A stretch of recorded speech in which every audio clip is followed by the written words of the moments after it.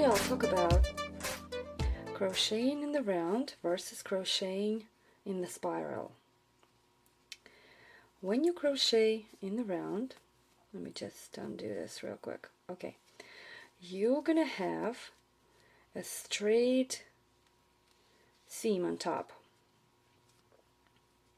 Okay, because you do a lift, do your row, and then you join.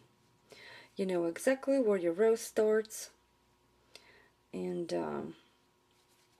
where you join. Here I'm doing a technique that makes the seam a little bit less visible, but you can still see it, and it has a little slant here. And I have another video of how to make this seam straighter. But anyway, that's not what we're talking about right now. It all depends on what you're doing, what pattern you're following, which way you're going to choose. Okay? Seam versus no seam. When you crochet in spiral, you're just going to keep going and going and going until you're done. There's no seam anywhere, you know, which makes it a nicer way. For example, to crochet a hat, if you are using this stitch, for example, if you do it in spiral, you will have no seams anywhere. The top of your crochet fabric here is not straight, and also you have to consider that after a couple rows you won't know right away where your first stitch is and where your row starts. So this is why you would use a row marker. You can use one of those plastic row markers like this one, which locks.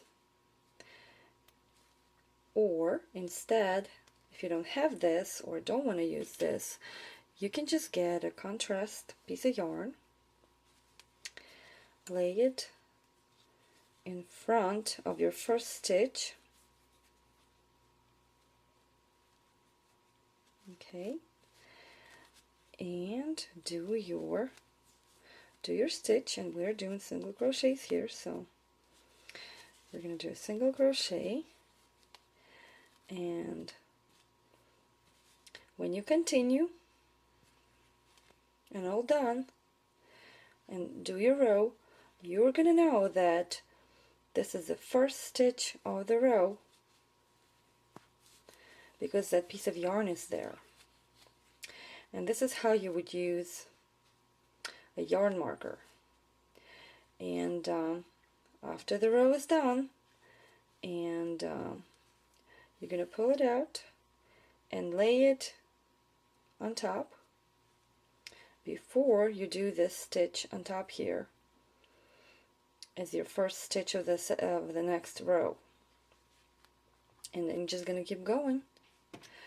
I prefer row markers, and I use them, the plastic markers here, I use them for several purposes. So I use it if I crochet in spiral. After you would finish exactly how many rows you need per pattern, you're going to notice you have a difference in the height. Okay, so usually what you would do, you want to go down a little and match the level of your row here. You would do a slip stitch into the next stitch here, and after this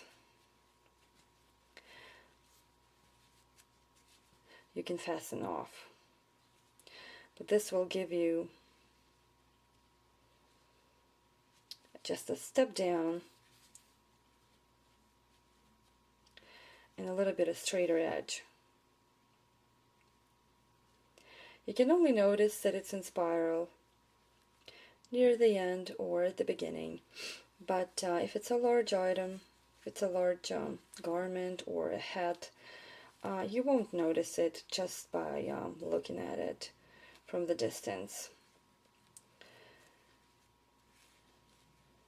So this is how you would do it in spiral, and what the difference is. So choose what you need to use per your pattern or your preference.